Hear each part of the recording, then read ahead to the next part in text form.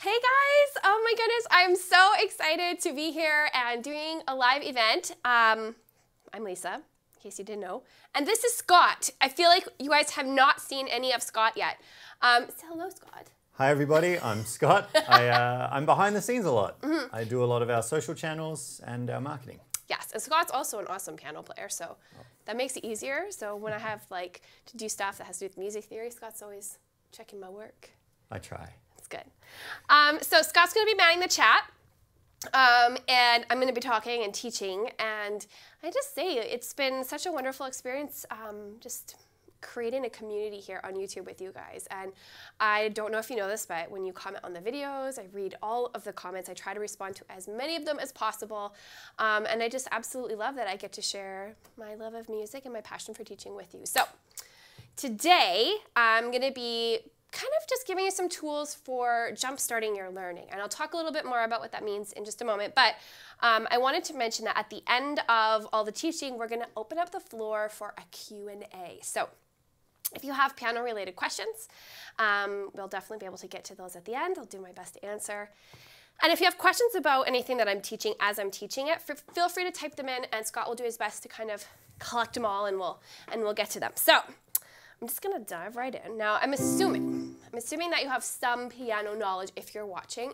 If you don't, that's okay, no worries. I think you'll still gain a lot from this little session. So when I say jumpstart your learning, what I'm referring to is I think a lot of us start to learn. Maybe you took piano lessons when you were a kid, or maybe you've kind of been following YouTube lessons and you're trying to learn, but you're feeling like, I don't know where to go next, or I'm kind of stuck, or I'm bored. So I wanted this lesson to be for you. If that's you, then this is what I've designed this lesson for. So I find that there's just a few really fundamental techniques that often get missed in traditional teaching that make piano fun. I don't know about you, Scott, but about how far in were you before you learned how to chord? Oh, I don't know. I learned when I was a kid. I started when I was 7. What? So I don't really remember too much of my first lessons. That was like 20 years ago. 20 years ago. Yeah. Oh my goodness. But did you start with like notes on a page, or did you do chording? I started with notes on a page, learning the notes, basic melodies, Mary Had a Little Lamb. Oh yeah. Things like that. Yeah, it didn't sound like that. Okay, so that's the thing. We're all different places in our journey. So we're gonna teach you. Here's what we're going to teach you and why this is important. We're going to be talking about chords and chord progressions, and we're going to be tying in technical exercises, I know it's crazy, that will help you to increase your technique while you're actually doing something that you want to be doing at the piano. So that's why we've kind of tied in this theme of chording and songs into the lesson, because that's what it's going to make it so fun for you. So I hope this inspires you, and we're just going to dive in. So the first thing I want to do is I want to go over, this is a really kind of boring technical name, diatonic chords. But these are really the secret to playing like a boss. And if you've had no piano experience, you can totally do this and sound like you know what you're doing. So it's awesome. So in the key of C, we're going to start here, but don't worry, we're going to explore other keys as well. We have all white keys. So no sharps, no flats. And honestly, a rule of thumb that I have anytime I sit down at the piano, I always play, I figure out what key I'm going to be playing in, and then I just spend a few minutes running scales on that key, just to kind of get my fingers warmed up and settle in and get a feel for the different sort of colors in the color palette that I'll have to play with. So what I want you to do is I want you to think about building a chord. So that's 3 notes like this, starting on each note of that C scale. And that's basically what diatonic chords are. So in piano, we call this the claw. And in our foundations, we have a lesson where we actually use like a claw, and it's really fun. But the idea is that you make this shape with your 1, your 3, and your 5. And you plunk it down on the keyboard. And you can just move it. Up, and up, and up, and up, and up. So now I've played a chord on every single note of the C scale, and it sounds kind of interesting. So what you've just played, if you're playing along with me, are all of the chords that belong in the key of C. And the beautiful thing about these chords is that they're all going to kind of fit and sound good together. So that's one reason why learning your diatonic chords is so important. And the other reason is it'll help you to play all kinds of improvisations, but we'll get there. So as an exercise, now this is how you kind of pull the technical in. It's a great idea to just play all these chords of the diatonic scale up and down like that. And then, this is really fun, break them up. So this will improve finger strength, this will improve dexterity, and then once you get really good at it, speed. So that's one of my absolute favorite ways to play around. So you're like, why are you showing me all this? Well, watch this, guys. I'm just gonna pick random notes, random chords within this diatonic scale.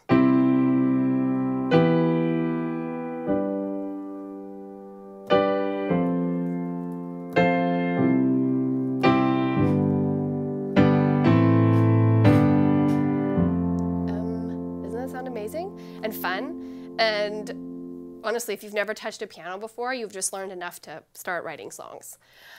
So when you begin to explore with these diatonic chords, you're able to start to come up with combinations that sound really, really great together. And that's really where the fun begins.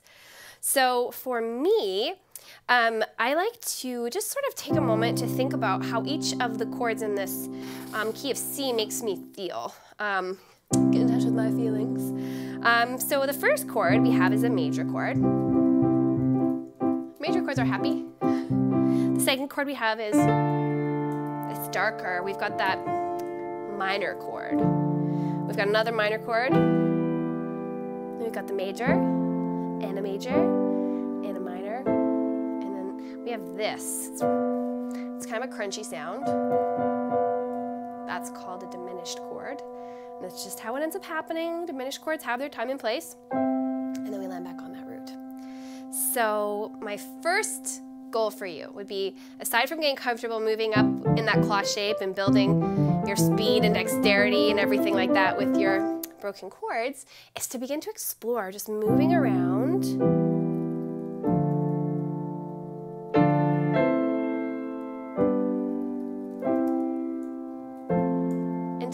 Combination that feels really good for you. And that's the beginning. So if you begin on a minor, so remember we talked like this is a minor, it's kind of got a dark mood. This is a minor, right? It's going to create sort of tension and drama, and it's going to feel sad. The majors,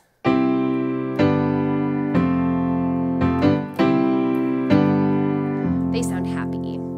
And then when you combine them, you can create all sorts of tension, and you can really build a storyline.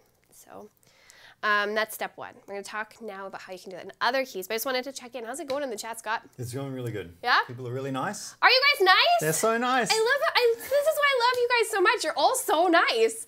Yeah. So yeah, that's the key of C. Now, I know this happened to me. I played in a lot of bands. I started really young, actually. And I found that key changes and new keys kind of stress me out. So I'm going to show you, it's so simple, how you can apply this to any key you like. So remember how I mentioned it's a really good idea to play major scale or play the scale of the key that you're working in? That's where this starts. So if I want to apply these skills to a new key, let's play with D. Because D major has 2 sharps. So if I play this D major scale, I notice, and you notice, that we have an F sharp and a C sharp. So now when we're playing those diatonic chords, we're going to remember that every time we play F, it's a sharp, and every time we play C, it's a sharp. So it changes the game entirely. So we start like this. And then I'm checking, nope, there's no Fs or Cs here, so business as usual. Here we've got an F and a C, 2 sharps. We're fine here, we've got a C in this guy, we've got an F in this guy, and then another C. So you start to think about the shapes really carefully, because they all of a sudden feel very different. And you have to think a little harder, and the coordination changes. And this is where practicing this is golden. You can literally fill up like 6 months, I don't know, a year, as long as you like, with playing the diatonic chords of as many keys as you want and becoming proficient at them. And it will give you so much if you do this. So that's just a little example of how you can translate that into other keys. That logic applies to all of them. So again, practice them solid, practice them broken, until you get really confident. And within the Pianote membership, we actually have like a practice along that has the notes on the screen, and you play along with us for some of these exercises. They're extras, that's my new word, okay. For some of these exercises. So that's a really useful tool if you feel like you need a little something more. Okay, so we've talked about diatonic chords, so now, I mean, with a little bit of focus and determination, you could probably play all the chords of all the keys with some practice. And I've shown you how simple it is to just sort of like mix and match these chords to create your own amazing progressions. So let's take a look at a practical application. So this is where I get really excited because I don't know about you, and please comment and I'll get Scott to share some of your reasons, but why do you want to play the piano? When you really sit down and think about it. We were talking earlier and Scott was like, nobody starts to play the piano so they can master the C scale at like 180 BPM, right? That's not why we start learning. Why did you want to learn to play the piano? Why did you want to learn? I always wanted to play the piano. My parents told me on the day of my first piano lesson, I woke up at 3 in the morning, got dressed, and went into their bedroom and asked if it was time for my piano lesson. Oh my gosh, that's so cute. I love that. So I always loved the instrument. And then when I learned to play, I loved being able to create music. Songwriting. Not just play songs that other people had written, but play my interpretations on them. And then I wanted to learn how to solo and how to play in a band. My brother's a really good bass player, so we played together a lot. And it was just a creative expression that I didn't really know how to do otherwise. I love that. So it was music. It was creating music. Yeah. That's why. And for me, it was always because I wanted to play songs. So this is where the song bit comes in. So we're gonna break this down into 2 parts. We're gonna look at improvising, just using one of the chord progressions we're gonna teach you how to make a chord progression and improvise on it. Then we're gonna grab the chord charts from below and we're gonna talk about how you can actually use songs to keep you motivated to learn and on track.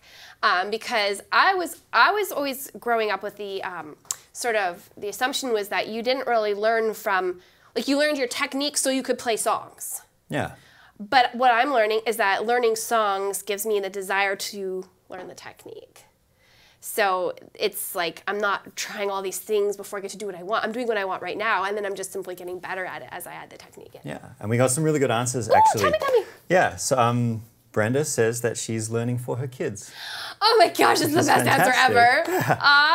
Penny is a singer-songwriter all of her life. Penny, I love it. Janine wants to play because she fancies the idea of accompanying herself and composing her own music. Oh my gosh, you guys are in the right place. Which is awesome. This is so great. Gary says it's been his ambition for 30 years. Oh my gosh. And he's just starting now. His biggest regret is that he didn't learn earlier. This is so good. Because it's never too late. It's never too late. In fact, I think as adults we have there's like it's like this, seeing a little bit of this and a little bit of that. But as adults, we understand what hard work is, and we understand how to like practice. We understand how to be committed. We know discipline, so we're ahead of the game. But also as adults, we expect a lot of ourselves. Why can't I play the scale hands together right away? Well, that's because it's hard and you have to build coordination. So it's like this, but it's never too late. So let's look at improvising. So the first thing I want to show you is let's pick a key, G. I'm going to do this in G. So I'm going to first play the G scale. So G scale, all white keys except Mr. F sharp. I'm going to play it once or twice up and down. And seriously, guys, you don't have to know very much about the piano at all to improvise. So this is a really, really great skill. So back to diatonic chords. I'm going to let you know that when you're chording, you can refer to each degree of the scale as a number. So G will be our 1, 2, 3, 4, 5, 6, and 7. So I'm going to pick chords. I'm going to start with my 1. I'm just going to play around for a minute and see what's pretty to me. This is actually really simple. I like this. Okay. So this is my 1. And then I'm going to go to my minor 6. So 1, 2, 3, 4, 5, 6. And then I'm going to go to my 5. 1, 2, 3, 4, 5. And then my 4, which is just below the 5. But I don't have to play them way up here. I can play my 1 here, and my 6, and my 5, and my 4 like this. Okay? So that's my chord progression. So all I'm doing is I've got a claw here, playing 3 notes usually, and I'm playing a 5th, which is like a chord but with the middle taken out. Sometimes I play single notes, and sometimes I play 5ths. And I can kind of play with the rhythm patterns as much as I like, but that's going to be my starting point. So to improvise on that, I get to think about, I call this the safe notes, and we talk about this a lot inside Pianote as well. So if you're in a chord shape and you follow those rules of all the notes in the key signature, these notes are safe notes.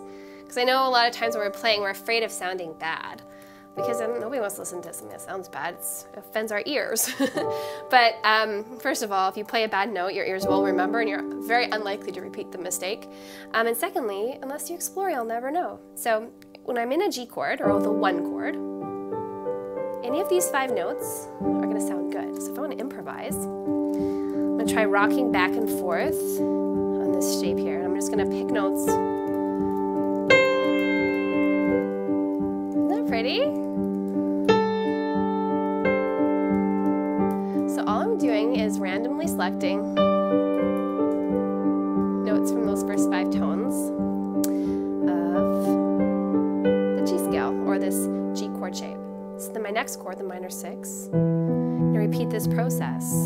And again, keeping the G scale in mind, I remember I have an F sharp, so these first 5 notes are going to include F sharp, which creates this tension. Oh my gosh, this is feeling moody, and that's because we're in minor tone.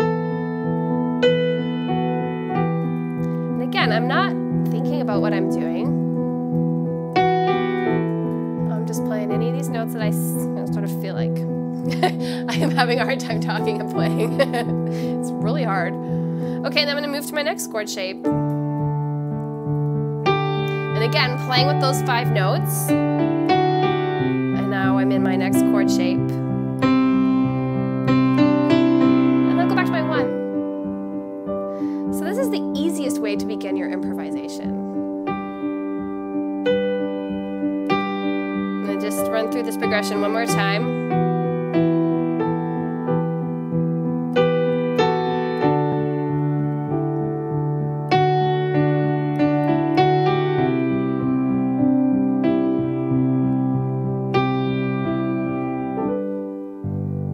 Easy as pie. I mean, honestly, if somebody would have told me improvisation was that easy, I would have been, thanks, improvising way sooner. But don't, like, I just feel so calm, and like, don't you feel like calm? We did actually get a question about improvisation. Yeah, let's have Zachary, about how long it takes to master improvisation. Okay, well, there's this kind of, like, you can think of this in a couple of parts. Really, it takes like almost no time. But there is a level of coordination, right, and rhythm that you need. So for me to be able to do what I did, all I need to be able to do is, quickly locate these locations on the piano, and then I need to be able to maintain, for what I'm doing here, this rocking, and then I need to be able to have the hand independence to play around with the different notes in my right hand. So this deep and vast theory knowledge is not required, and nor are years of experience, but sort of a basic understanding of the diatonic chords, which we've just looked at, and then a sense of creativity and a sense of humor, and off you go. It's not nearly as complicated as I think we often make it out to be. And we've got some really cool improv lessons here on YouTube. There's one like yoga for stress, or yoga. Oh my goodness. This is kind of like piano yoga. It's meditational. Piano for stress.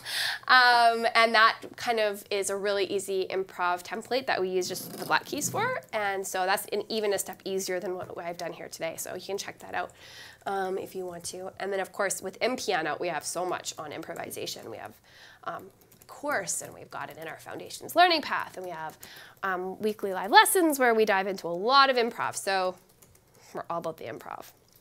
So how's that improv stuff sitting with you guys? Is there anything else I should address before I go on to playing songs? Just an interesting one about playing with a metronome. We had a couple of people that have asked us about practicing with a metronome. How important is it? And what happens if you find it distracting? Throw it across the room. No, don't do that. Please don't do that. Funny story. I feel like I had my metronome in here. I must have taken it back to my desk. So I like one of those like... I thought that was just furniture, some decoration. Yeah, it is now. So when I was growing up, I was classically trained, and my metronome was like one of those old-fashioned like triangle wooden ones. And oh man, I would cry and I would scream. Like I would have really epic meltdowns every time I had to use this metronome. And this carried on. I mean, the meltdowns kind of came down a few notches as I got older, but even into my late teens and early 20s, I'd put this stupid metronome on, I'd turn the thing and it would go tick, tick, tick, and I'm like, this is not, it's not steady, this is not accurate. And my parents were like, of course it is, this is an amazing metronome. You must use it. And then finally, when technology arrived on the scene, and you can just Google your metronome now, it was the most inaccurate, inconsistent metronome ever, and I blame all of my bad timing on that. So here's my rules for metronomes.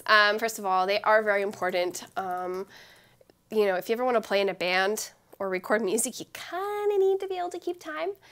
I know for me, I used to borrow beats from other measures and make my own time signatures. It was a disaster, probably because of that metronome. Probably.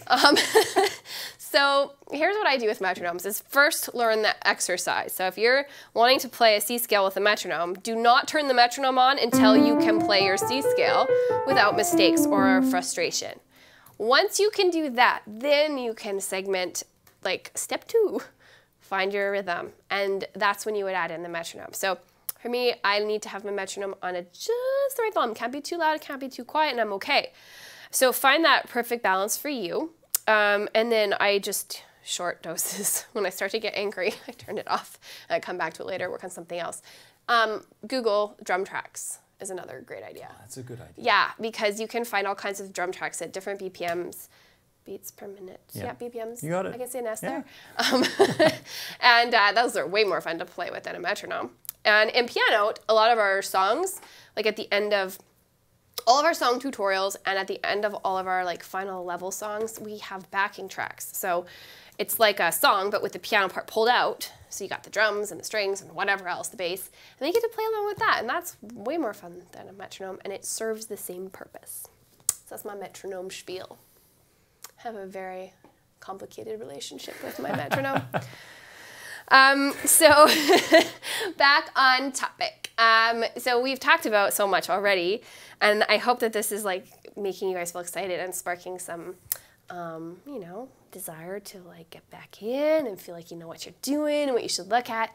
But let's get into songs a little bit, because like I said earlier, it's all about the songs. So here's what I've learned. Okay, so there's two kinds of learners usually. There's people who love notation, and then there's people that prefer to not ever see notation, and that would be me. So I feel like if you're here, and from what I've heard about your guys' reasons, you probably, a lot of you have a sort of a natural tendency towards playing by ear and having a good ear. Reading notes is hard, and it takes years to get to the point where you can, you know, sit down and like fluently play a piece of music and really understand what you're doing. So chord charts. Chord charts save the day. Chord charts are basically lyrics that have chord names above them. And it's the most brilliant invention ever created, because you can pull up a chord chart and you can just move your hands around and create that claw shape on those notes, and oh my gosh, you're playing a song. So we're gonna look at how you can do that now. I'm gonna show you how to kind of build that from the ground up. And then I'll show you how to kind of make it super awesome. So there's 3 charts, right? In the description? We have 3 that you can download, you can see them on your computer, you can print them out, and they're in the description underneath the video. So. They are. Okay, so I'm gonna start with, let's do Riptide. I love Riptide. It's a very popular song. And it has 3 chords. What? There's a 4th one in I think in the bridge. Okay, so 4th chord sneaks in there later, watch out. And this one's in a really easy key. So we're in the key of C here. Or A minor, I guess would be probably more correct. So we've got the 3 chords, we've got A minor. So if you're looking at your chart, you're gonna see intro, A, M, that stands for A minor. That's like the sad sounding chord. And then you're gonna see C, and then you're gonna see G. So I'm gonna take my hands, I'm gonna make a claw, I'm gonna place it on A minor. So A, I'm build my claw, that's my A minor chord. I'm gonna take my hand, I'm gonna place it on G now, that's my G chord. And I'm gonna place it on C. So A minor and C are related. They're relative major minor, so that means that they have the same key signature. So, no sharps. Nothing complicated to worry about here. So if you can do this, you can play this song. So here's what I do. The first thing, this is step one, just find the notes. Once you got it, I like singing along. Now, here's what I have to say about this. I have never met somebody who didn't love to sing. I should say I haven't met anybody that hated singing. I've met people that weren't very good at singing. I've met people that, you know, didn't like to sing around other people because they felt it was torturing their friends and family, but they still enjoy singing. So singing along is a great way to bring a little extra joy to your piano practice. So this is, and it will help you learn the song. So this is what I do. I go, find the chords, and then I sing along. I was scared of dentists and the dark. Ooh, I have a cold. So, I was scared of pretty girls and starting conversations. All my friends are turning green. You're the magician's assistant in their dreams. I'm playing a song already. So awesome. So that's sort of the basic step one, and it's so exciting. I could play it low. And then from there, it's just about kind of figuring out how you want to put it together. Do you want it to be a vocal cover? Then all you need to do is play these basic chord shapes. And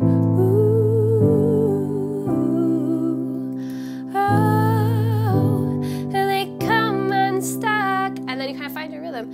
Lady, running down to the riptide, taken away to the dark side. I want to be your left. That's wrong, left-hand man.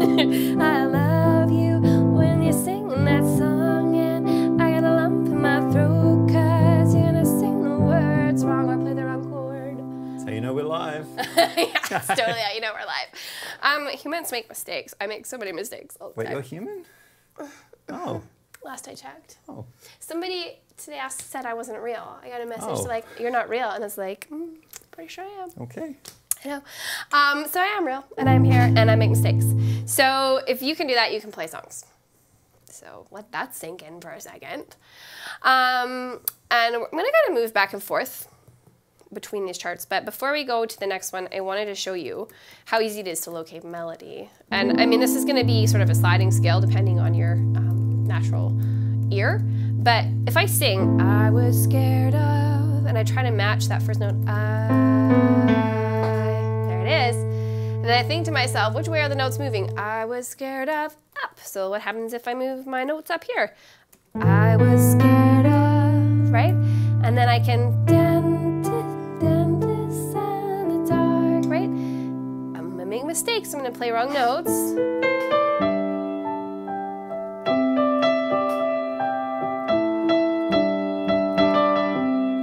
But I'm gonna find it eventually. And so that's how you can create a piano cover instead of an accompaniment for yourself. So there's a couple of little rules of thumb to think about when you're doing this. One of them being usually your melody notes are going to lie within those chord notes. Remember how we talked about those safe notes?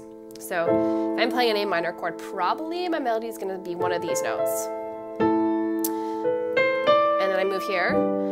Dentists. Now these are kind of odd ones. These don't follow the rules. Dentist and, but there we go. The dark E fits into a C chord. So you can kind of use the chord notes as like your first guess when you're trying to pick out melody. That's really, really useful. And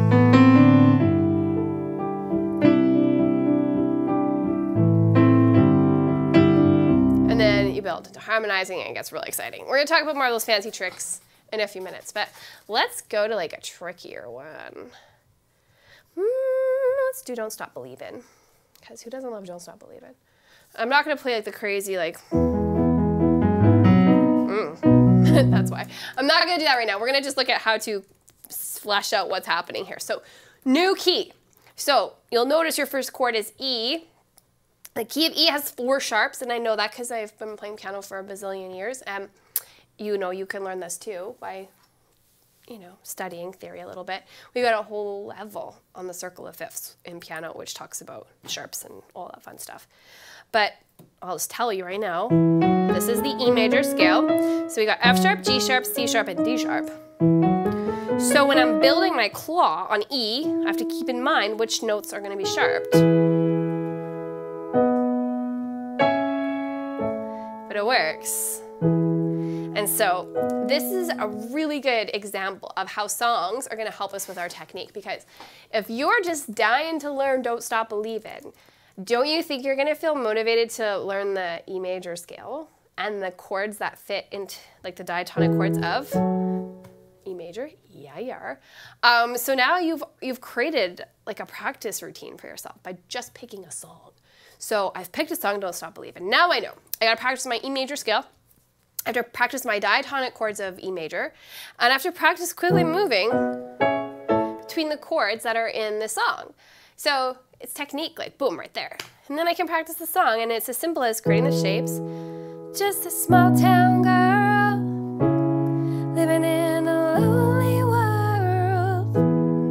She took the midnight train going anywhere. Is that cold? Sorry about that, guys. But you get what I mean. And then from there you can build the energy of the song. Just a city boy, born and raised in South Detroit. He took the midnight train going anywhere.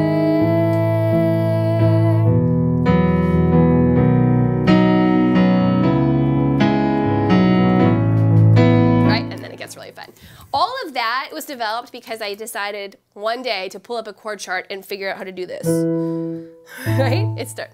Not that. It started somewhere. And so that's how picking songs helps you to incrementally develop your technique and your dexterity and all the skills you need to play songs that you love. So it's this beautiful win-win.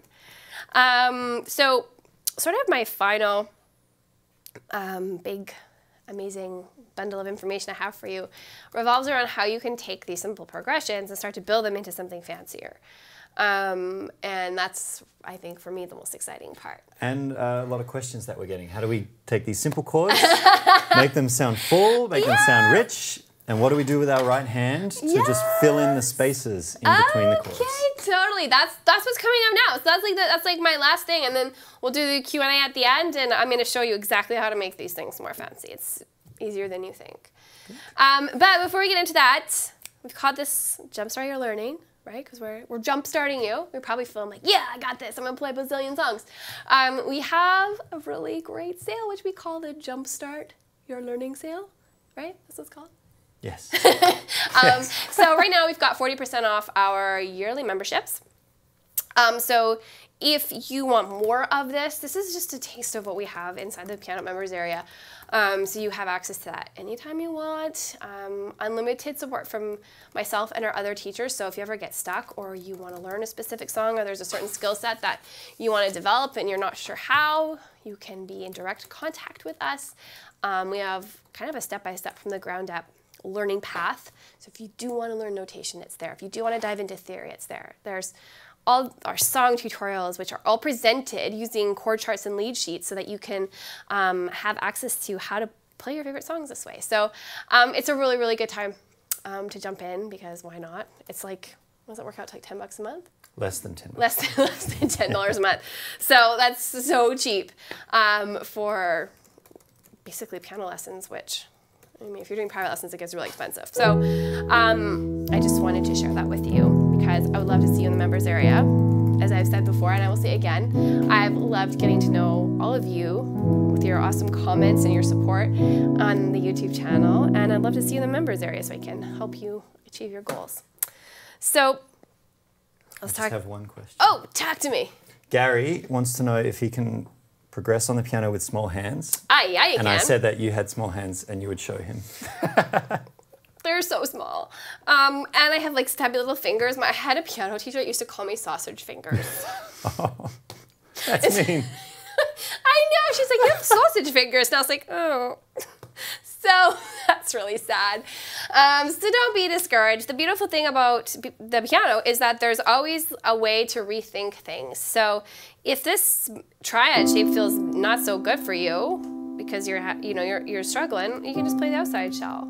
And this is not, like, I feel like most people, even, you know, kids that I've taught have been able to make this shape. And this is as far as you need to go, if that's as far as your hands will allow you. But there are ways that you can build out. I know it's hard to believe, but I'm pretty sure that my hands, like, I've kind of stretched them and worked them to the point where, like, I used to not be able to reach an octave, and now look at, that's 9. So, yes, you can absolutely do this if you have small hands. Okay, fills and trills and all that fun stuff. Let's dive in. I'm gonna go back to the really easy one.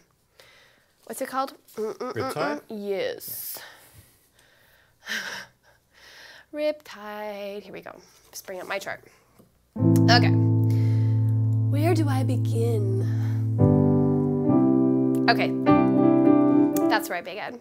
Okay, so friends, this is like the #1 little fill thing I do in all my playing, and it's based off something called a sus chord, which stands for suspended. So if I'm playing an A minor chord, I have my 1, my 3, and my 5. I'm gonna get rid of my 3, I'm gonna swap it for my 2. That's called a sus2. So it's like suspended. It's not, it's like, what is happening? We're not resolved, we're hanging in the air, kind of, right? That's why it's called suspended. And so when we move that second sus2 to the third, feels like we've arrived. And the same thing works for a sus4. That's a sus4. So that's a really good thing to practice. It makes me think of like 80s piano ballads. Moody. Anyways, so that's the sus chord. So how does that help you? Well, this is what I do. Play a little boring chord here. I was scared of dentists in the dark. I just use that sus to trill. So to kind of like, I quickly went from here to here, essentially. And then I can walk back down to finish the fill.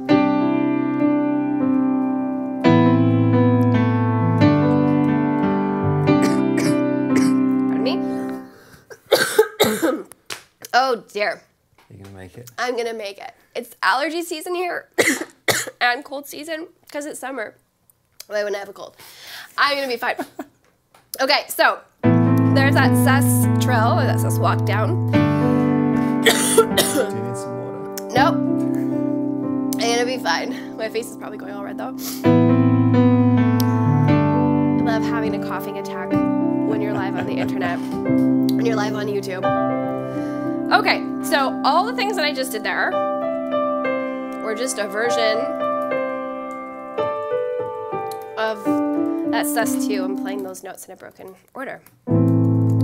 So you want to use this sparingly. You could use it here. I was scared of dentists in the dark. And all I'm doing is kind of pedaling on that top note of this 5th shape here.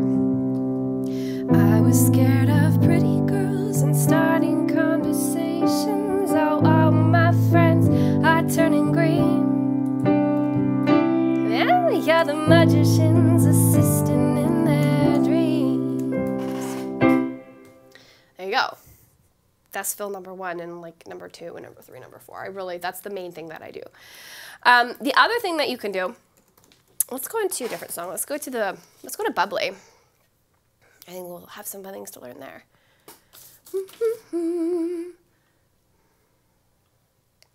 Where are you, Bubbly?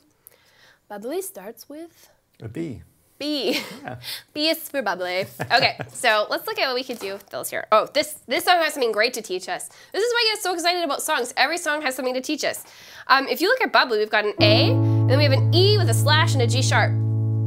What? So the first letter is the main chord. So I'm gonna play an E chord. And the other one is what you're gonna play with your left hand. So it's E over top of G sharp.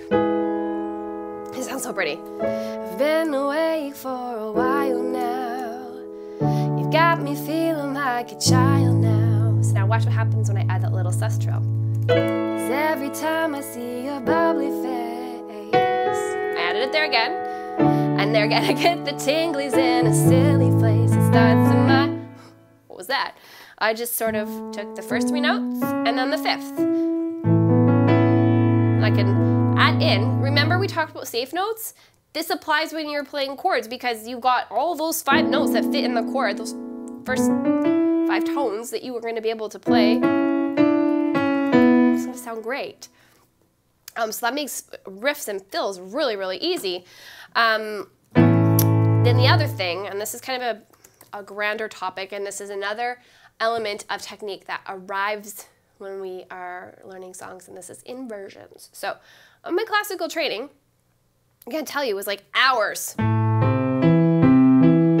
this. Why am I doing this? Because this is very, very, maybe I should do more of this. You should have done it more. Very, very boring. Why are inversions important? Well, because when you know your chord inversions, instead of going, that was a different song there. I've been awake for a while now. I know my inversions, that my E major chord's right here. Because I don't have to play them in order. I've got E, G sharp, and B. So if I'm already here, I've got an E, so there's a B and there's a G sharp. So why not play it like that and not have to bounce my hand around the whole keyboard? And D chord is D, F sharp, and A, and look at, there's D and A and F sharp. You got me feeling like a child now. And again, that wasn't a fancy fill, it was just a rhythmic sort of twist where I was here and I went here, 5th and 3rd. And then there's that little trill. 'Cause every time I see your bubbly face, I get the tinglies in a silly place. It starts in my toes. Now, watch how I use my chord inversions to fill in the space. Better move my chart up so I know what I'm playing here. Starts in my toes, makes me crinkle my nose. Wherever it goes, I always know you make me smile. Please stay for a while now. Just take your time wherever you go. So all that was a combination of that little sus2 trill and inversions.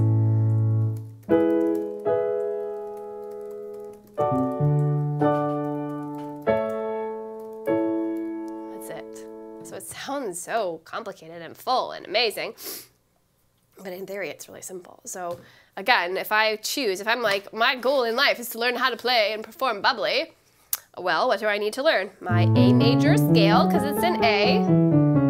I need to learn the chords in the song. So perhaps that means I'm practicing my triad inversions on all of these chords. Then I'm taking time and slowing it down to do the detective work to go, okay, well, to move from A to E, what's the quickest route? And once you find it, you drill it and you remember it, and you do it over and over, and then you got a song. Starts in my toes, makes me crinkle my nose. Wherever it goes, I always know that you make me smile. Please stay for a while now. Just take your time wherever you go. That was beautiful. Oh, I thank you. So it's my favorite thing to do. And if you wanted to pick out the melody, you could. So practice never has to be a drag anymore. You can always be like, yes, I'm going to practice because I'm going to learn a song. Could you show those inversions one more time? In slow-mo? In slow-mo? Yes. Yes. I'm going to sing in slow-mo too. It's going to be really funny. I wish I could do that deep, like, can't do it. Slow motion voice, it's not going to work. Oh my goodness. Okay. This is hard to do slow. Okay. Starts in my toes, makes me crinkle my nose. Here's E in second inversion, and then root position. Wherever it goes, there's the D in root. I always know. Here's an inversion of A. You make me. So here's that chord, and I'm just filling the space by pivoting on those chord notes. Smile. I'm lost now. Please stay for, here's E in an inversion, second. Just take your time. Here I'm playing broken notes with the chords. So instead of playing them here, I'm breaking them up. Time wherever you go. A and A. I'm gonna keep going. The rain is falling, so it's root in first on A. On my window, second on E, and root pain. And then D. We are hiding in a safer place, and there's two A's. Start an A again. Undercover, stay in. Again, just the chord notes, but broken. dry and warm. So this was a E major, second inversion, broken notes, do, do, do, and then I landed on a root position, E major here. D, root position, you give me feelings that, broken notes, and then A, second inversion, and whoop, nope, first inversion and second inversion. So that was just a thought out process. I mean, if I were to play that for you again, I probably would not do it exactly the same because I just not pay attention to what I'm doing because I've done it so many times. So I think that, you know, when you look at that all at once, like I've shown you today, it can be maybe a little overwhelming. But the point here is to jumpstart your learning. So for you to find something that gets you fired up so that you're like, that's what I want to do next. So it may be that today you're just ready to work on your claw shape, your diatonic chords. Or maybe you're ready to just pick out really simple chord shapes for one song. And then, you know, build from there. So my rule of thumb is pick one new thing at a time. First figure out the shell, and then go, okay, well this time I'm going to place an inversion in one place. Or now this time I'm going to add a sus trill in one place. And every time you play a song and every time you learn a song, it'll teach you something new. And that's the magic of it. Awesome. So we're going to open it up to Q&A now. We may not be able to answer all of your questions, but I would love to see what you have to say. So let's rock and roll. One question that's come up a few times is about your use of the sustain pedal. Oh. So people have noticed that you're using it and they want to know, how do we use it? When do we use it? And when do you lift on and lift off? Okay, so the sustain pedal is like, so when you're learning the piano, you're doing so many things, your hands and your mind and everybody's cooperating, and then you add the pedal in and it's like another, it'll throw you off at the beginning because it's another coordination. So every time I play a chord, I put the pedal down. And I think if you see the keyboard on the screen right now, can they see Cordy? Yeah. When I press the sustain pedal, there's like, here. Yeah, you can see it. It's under my, it says sustain is green. So when I lift it, it goes like empty. And then when I push it down, the dot fills in. So look for that. That's going to tell you when I'm lifting and when I'm pressing it down. So I play a chord and I press it down. Been awake for a, and then before I play the next chord, I lift it and then push it down at the same time that I play the new chord. Da, da, da, da, da, da, da, da. Lift, do, do, do, do, do, do, do. So you want to lift it every time you change chords. Otherwise, it's going to sound like this. Been away for a while now. It's not very nice. It's very nice. Also, I played a wrong chord, so that didn't help. Well, and the sustain pedal keeps it as a wrong chord. So if you make a mistake, it's not forgiving. It sustains the mistake. It sustains everything. We have a question about chord runs. And are they different than arpeggios? And how can you get better at them? A chord run could be an arpeggio, I guess. It could be an arpeggio. I think it could also be, like if you're playing a sus chord and you do a chord run on a sus chord, that's not an arpeggio. That could be a run, right? So this is a C sus2. Why is it a sus2? Because we got rid of the 3 and swapped it for the 2. So you could do that as your run. And then how do you practice so you can get that fast? Well, you start really, really slow. So like this. It's painful, man. And you might feel like, I'm not coordinated enough to do this. But guess what? Do it every day for 5 minutes for 7 days, and you'll be like, boom. You won't have to think about it. Because we tell ourselves, like, I'm not good enough, I can't do this, when we have tried only 3 times. But facts show us that when we practice, we do get better. So, so this little run, that I was just playing. See the little pentatonic riff? The first time I tried to play it, it was like this. It was so bad. It took me like 2 weeks to get it here. But now, I'm pretty good at it. So really it's about selecting your notes. So again, it could be a sus2 chord, it could be a sus4 chord, it could be playing just chord inversions, pivoting from the 3rd. Go slow, map out, look for kind of landmarks on your keyboard, make sure your fingering is good, and then practice. Short, really focused, intentional practices, and then lots of them. Another topic that's come up a few times is putting our hands together. Oh, yes. Playing at the same time. And then I also think playing the rhythms differently as well is really hard. A form of hand independence. It's definitely a form of hand independence. So hand independence comes like, if you're not really struggling, you're not developing hand independence. And if you stop working on your hand independence, you stop learning. And if you feel like you've mastered your hand independence, you have stopped learning, because there's never really an end to it, I don't think. So when it comes to putting things together, it's about finding a way of chunking it that makes sense. So if I'm going to play Riptide, I was scared of dentists and the dark. My hands are doing the same thing at the same time, and that's the easiest scenario.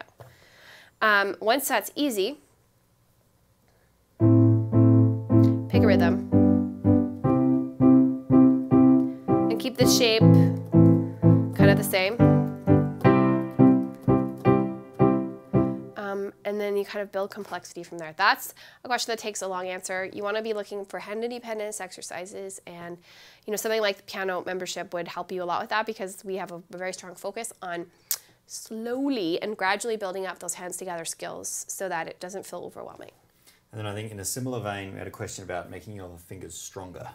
Like, how do you strengthen the fingers? You play lots.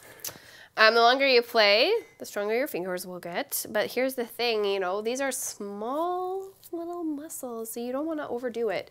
And I think we have a tendency to overdo it, especially as beginners. So ways that you can strengthen your fingers is just by practicing your technique and paying attention to how much weight. Play a little bit louder. And play a lot is kind of my thinking. I never ever was like, I need to strengthen my fingers.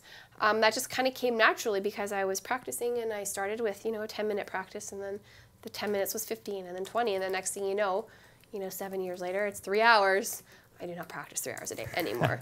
I don't wish that on anybody. So it's like I think it's more like an endurance game. Cassie did a lesson on building strength, which we'll be releasing really soon, next week maybe. So keep your eyes on that. Fantastic. A question about reading music. Oh, yes. A lot of people are learning to play by ear. Is it important, in your opinion, to learn how to read music? Why? And what are some good ways to do that? I think that learning to read music, at least on a very basic level, is super useful. So it's going to be a varying level of importance. If you just want to accompany yourself while you sing for yourself and your cats, then you don't need to ever learn to read notes. But if you want to, play some notes in a book, or be able to communicate maybe a little better with other musicians, or notate your musical ideas, then you want some basic sight reading. Sight reading is challenging. It's like you've got this whole thing where you're trying to get your hands in your brain to connect, and then you add in trying to interpret notes on the page. It's really hard. So there are lots of ways. The best way is to start really simple. In Pianote, we've kind of structured it really step by step. So you learn just a few notes at the beginning, and we gradually build from there with a focus on identifying patterns. So if you can learn to see patterns and intervals in music, it'll make you way faster at sight reading. So one of my favorite things about Pianote is our song tutorials are based off of lead sheets. And a lead sheet's like a hybrid of sheet music and a chord chart. So what you get is a notated melody, so just really simple, and then chords and lyrics. So that's a great way to practice your sight reading, because you can learn a familiar song, so your ears will help you a little bit. You can use something that you are actually motivated to learn, to read notation for, and then you can fill in the left hand using improvisation and chording. So it's like all the worlds, all the best worlds. Gina has, actually, I think it's a fantastic question. Oh, okay. It's for you, because how many years have you taught piano? Oh, so many. We only have like 7 minutes left. Like 17 years. 17 years. She says, what do you find is the most difficult thing to actually teach that the student gets it? Like finally gets it? That's a really good question. It's a great question. Honestly, I feel like I haven't come upon many of those things because I feel like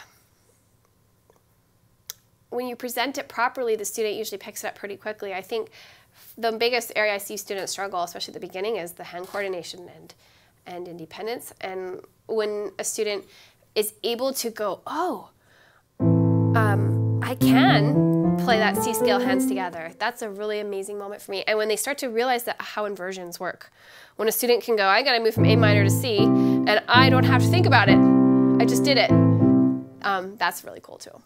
That's very cool. I have a question. What's something that students don't think they can get, but they end up getting really quickly? Definitely chording.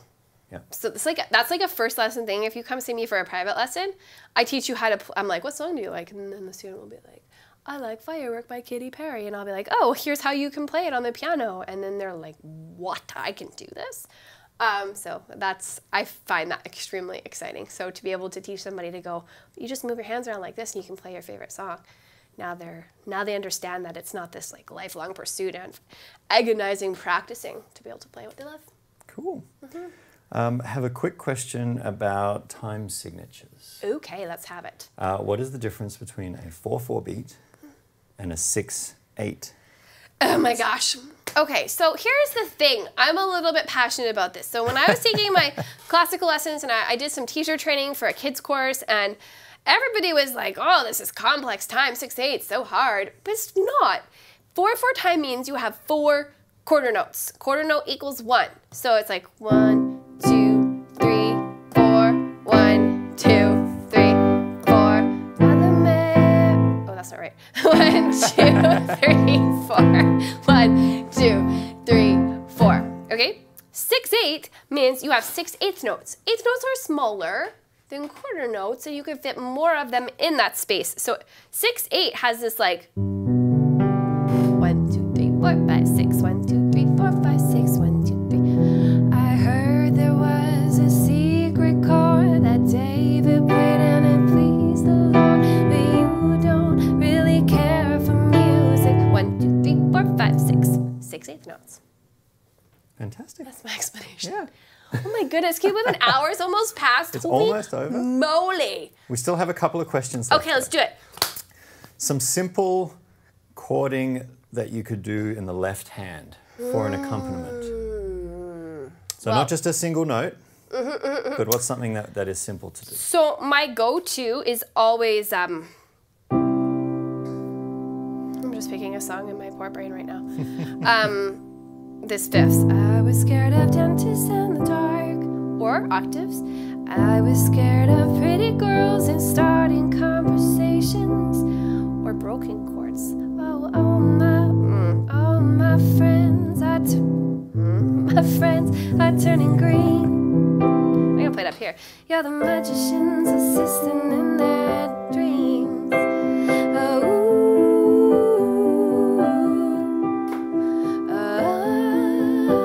And they come unstuck. So that was just a combination of a broken triad and then kind of like moving back and forth on those notes. That takes a little more coordination, but it's fun. Cool. A lot of people have been asking about buying a keyboard and what they should look for and what's important. Okay, the most important thing is that you have touch-sensitive weighted keys. So when you play the key, if you press it lightly, it's quiet, and when you press it firmly, it's loud. Super important. The other thing is the weighted. So you don't want to be able to like push it down and it just sinks. It needs to have some resistance, right? So I have to place about as much pressure on the keys as I would for an acoustic piano in order to get sound. So important, otherwise you'll never develop finger strength. And then you want at least 61 keys. 88 is ideal, 61 minimum. So if you want something really, really affordable that's smaller and super portable, Roland Go Piano or Go Keys has touch-sensitive weighted keys. It's a really great little instrument. It's 61 keys, so it's not a full-size keyboard, so you would eventually want to upgrade, but it's a great starter piano. It's around $400 Canadian. And then both Roland and Yamaha have entry-level keyboards that have the full size, the keys are great, the sound's good, and they're under 1,000. They're usually around 700. And Facebook Marketplace and Craigslist, they're usually pretty good too. You just have to be careful because this isn't a, it's a piece of electrical electrical equipment, it can like have problems. I spent about $1,000 on my keyboard, and it, after 1 year, bit the dust. The motherboard or whatever they call the thing in there, just something went wrong and they couldn't fix it. So it was a bummer. So check warranty. And yes, you are gambling if you buy it on Marketplace, but so you can win sometimes. So you never know. I think we have time for one more. Okay. And it's about extended chords. Ooh. So like adding a seventh to the chord, making a chord a little bit bigger. Okay. Just want me to show you how to do that? Maybe just quickly. Okay. Let's just stick with a major seventh, maybe. Major, okay. I love sevenths. I used to hate them so much because I'd be like, oh my gosh, what does it mean? There's so many different kinds. This is a G major chord, G, B, D. The seventh note of the G major scale, 1, 2, 3, 4, 5, 6, 7 is F sharp. So to create a big chord, a seventh, so juicy and beautiful, we just add the seventh note of the major scale, which is why it's called a major 7. And you can play it in any inversion. So if I don't want to play the seventh way up there, if my hands are small, like they are, I can play the chord here and add the seventh on the bottom. It's awesome. Now, if I wanted a dominant seventh, it's more than one kind. Dominant sevenths are bluesy. I just take that major seventh and I drop it a half step.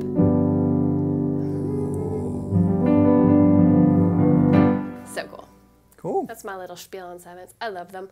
I'm still getting better. Like, I'm not amazing. I still have to kind of think about it, and I'm not accomplished enough in all the inversions that I have room for improvement on my sevenths. That's my personal vulnerability moment. Wow. Yeah. What a way to end. With a confession. Lisa needs to work on her seventh chords. So thanks so much for hanging out, guys. This has been a lot of fun. If you want more, please, please, please come hang out with us at Pianote. The sale's on till Sunday? Till Sunday, yes. So, and I just want to give a shout out. We had quite a few Pianote members in the chat, and it was really awesome that you guys came out. It was so cool. Thank you. So, okay, our Pianote members get this every single week. Yeah? So we do a live lesson with our members only every single week. We answer questions. I'll teach them how to play songs. I'll make chord charts for them. And then every month we do a student review, which they can send video. So if you're a member, you can send us a video of you playing something, and I'll watch it, and I'll be like, oh, that's so great. Here's how you can build out these skills more and try this. And it's just a really great way to get feedback. So it can be a very interactive experience if you want it to be. And if you're an introvert and you don't want to talk to anybody, it can be that too. I have a request. Okay, fine. Could you play us out with a song? Oh, okay, I will do that. I'm going to play you Bubbly because that's what's on my screen. And that's how I'm going to go.